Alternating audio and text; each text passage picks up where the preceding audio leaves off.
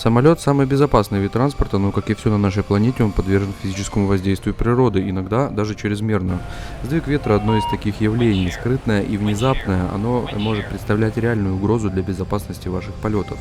Сдвиг ветра – это резкое изменение скорости и направления ветра на небольшом участке атмосферы. Попадая в такую зону, скорость самолета в буквальном смысле прыгает вверх или вниз. Особенно это опасно на небольших высотах и скоростях, в фазах взлета или посадки самолета с выпущенной механизацией крыла.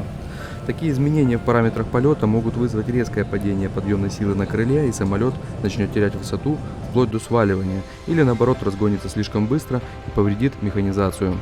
К счастью, современные самолеты научились предугадывать сдвиг ветра заранее, поэтому, услышав предупреждение Виндшер, не раздумывая, уходите на второй круг.